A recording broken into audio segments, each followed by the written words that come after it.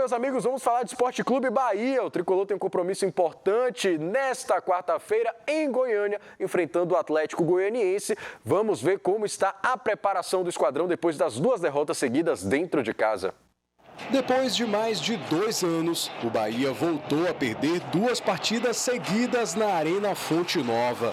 Uma sequência que tirou o esquadrão do G4 e adiou a possibilidade do elenco atual realizar o melhor primeiro turno da história do clube na era dos pontos corridos. Para alcançar a marca, o Tricolor precisa pelo menos empatar com o Atlético Goianiense nesta quarta. Mas para o time, só o triunfo interessa. Eu não vou mentir que a gente contava com esses 2 triunfos dentro de casa, que foi contra o Cuiabá e contra o Corinthians.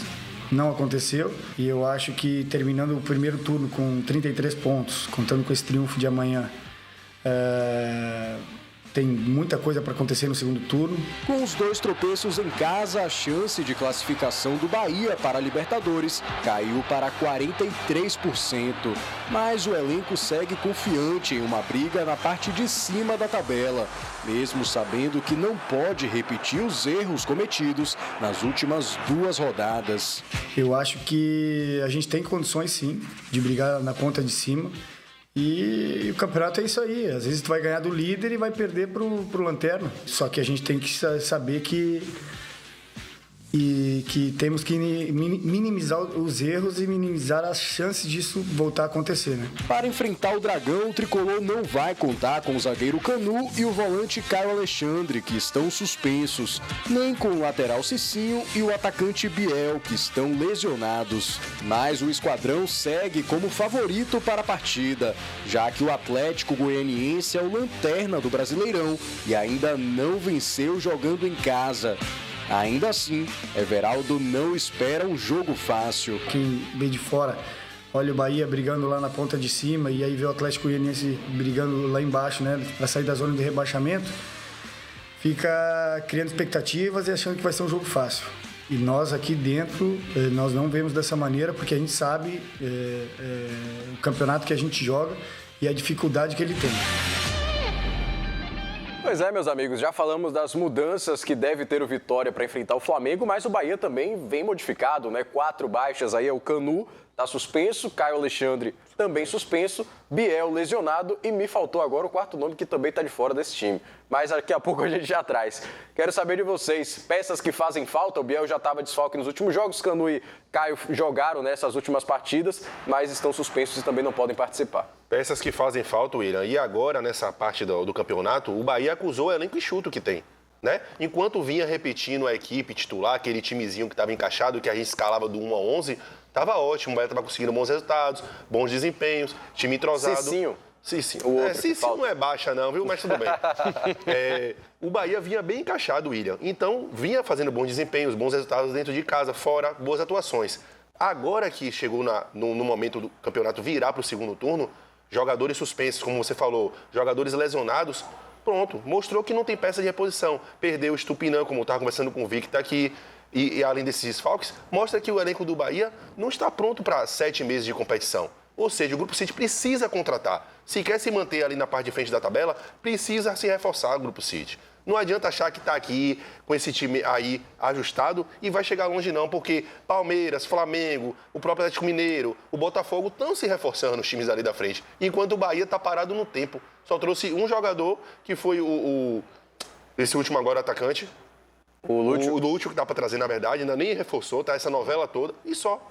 E aí vai ficar esperando o quê? Mais resultados negativos para poder se reforçar? Porque o Grupo City está satisfeito, eu nem esperava que o Bahia fosse no G6, no G8. Mas o torcedor não está satisfeito não, viu? O torcedor se empolgou e o torcedor quer, no mínimo, a vaga na Libertadores esse ano. É verdade. Depois desse início tão positivo que o Bahia teve no Campeonato Brasileiro, por mais que a gente tivesse iniciado o campeonato pensando, a primeira página da tabela já satisfaz, mas agora acho que o torcedor vai ficar chateado se realmente não terminar o ano com uma vaguinha para a Libertadores. Gera uma frustração, né? Porque você vê o início de temporada do Bahia, o nível de investimento que fez, né? Que ultrapassou aí os milhões e mais milhões da grana do Grupo City, que era o esperado, né, para um grupo rico como esse. Investiu, o time começou a encaixar no início do Campeonato Brasileiro. G4, começou a incomodar dono de clube do eixo do sul-sudeste, né, que é o John Texas. Não dá nome aos bois mesmo, todo mundo já sabe que é ele. Então, o torcedor não espera menos do que um G6. O torcedor já está preocupado em deixar o G6. Por conta dessa sequência ruim. E o Fortaleza, que vem logo abaixo, com 2 pontos a menos, tem um jogo a menos.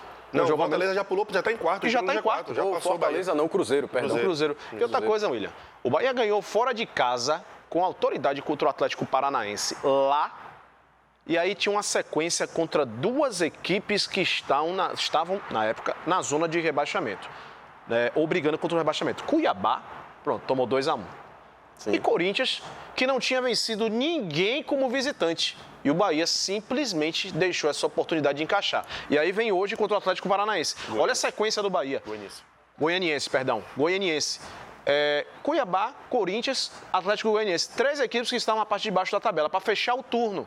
Teve a oportunidade de fechar o turno bem e muito bem e deixou escapulir. Não estou decretando a derrota do Bahia hoje, não estou dizendo isso não. Mas poderia entrar em campo com a cabeça muito mais leve, muito melhor, com outro tipo de espírito, já com esse recorde batido aí, não que isso seja o principal objetivo, mas um clima muito mais leve. Agora começou a subir a pressão. Não de uma frustração absurda, mas já é uma pressão porque foram 2 derrotas na Arena Fonte Nova que doeram muito no juízo do torcedor.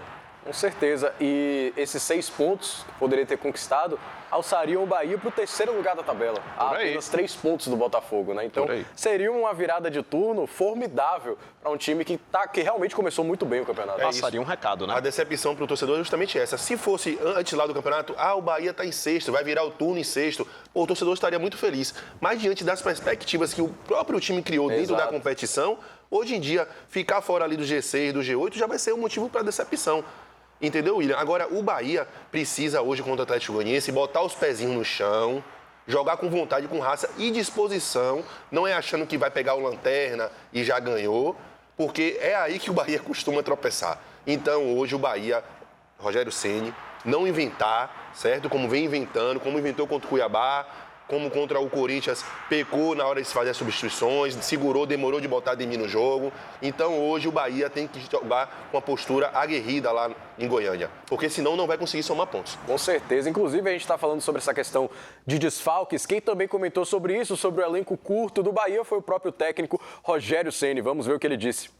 Eu penso o seguinte, nós perdemos esses 2 jogos e a responsabilidade ela é toda minha, né? Mas assim como também é minha, estar onde nós estamos, porque senão é uma coisa injusta, né? Então, assim, eu acho que nós temos que voltar a vencer e nós podemos vencer fora de casa, nós já mostramos isso contra o Atlético Paranaense, nós vamos ter que encontrar maneiras para vencer.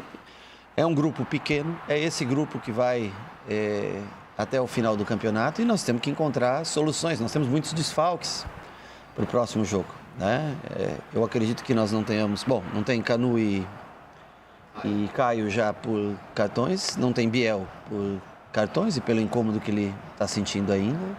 E nós devemos ter mais uns 2 ou 3 jogadores fora. Então nós vamos sofrer. Mas eu repito, eu sei que o torcedor fica chateado, fica triste. Nós também estamos tristes, nós queríamos entregar. E eu acho que nós tínhamos mais time para vencer esse jogo. Mas nós não conseguimos.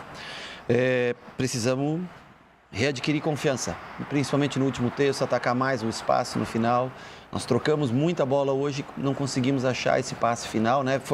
As melhores oportunidades foram praticamente nos últimos 10, 15 minutos, que foi quando pressionou e teve cruzamentos e cabeceio do Tassiano, cabeceio do Rezende, finalização do Caio, né, que deu na trave, enfim. Tivemos um controle, uma pressão maior sobre o adversário, mas nós temos que... Cara, eu acho que nós não podemos baixar a cabeça pelo fato de ter 2 derrotas que são pesadas realmente, mas nós temos que seguir, temos que continuar, nós temos 20 rodadas ainda e nós temos que tentar melhorar o nível de jogo do que a gente vem apresentando nesses últimos 2 jogos. Pois é, meus amigos, e aí podemos ter até mais novidades, né? Porque o que a gente trouxe aqui foram os 4 desfalques certos, mas o Ceni até colocou que pode ter mais 2 ou 3 baixas, né? Provavelmente falando em questão física, né? De desgaste dos atletas que podem não estar disponíveis para a partida de hoje, e isso a gente só vai saber quando sair a lista de relacionados, quando sair a escalação final para a partida. Mas o fato é, depois dessas 2 derrotas, o torcedor ficou um pouquinho desconfiado e nas ruas eu já vi torcedores conversando, fazendo entrevistas para as matérias, etc. Torcedores falando de saída de Rogério Ceni, o que para mim é extremamente precipitado. Não tem o menor cabimento depois da grande sequência que o time faz e que o próprio treinador falou muito bem. Se o mau momento, os 2 jogos ruins são culpa minha, a posição que o time está na tabela, o bom começo que teve de campeonato também é mérito meu. E eu concordo com ele nesse sentido. Trocar de treinador, nem pensar, isso não é o momento disso, certo? Eu analisando agora o que o Rogério Ceni estava falando, foram 2 derrotas pesadíssimas, com quase 100 mil torcedores dentro do estádio nos 2 jogos. Então o torcedor realmente saiu frustrado, o torcedor que pagou caro ingresso, que teve lá a disposição de estar 90 minutos em pé muitas vezes, entendeu? Deixou a família em casa, gastou, e foi uma derrota pesadíssima. Agora trocar treinador, isso aí fora de cogitação. Do mesmo jeito que o Rogério Ceni tem as falhas dele, tem os erros dele, tem também os méritos do Bahia estar nessa posição que está hoje.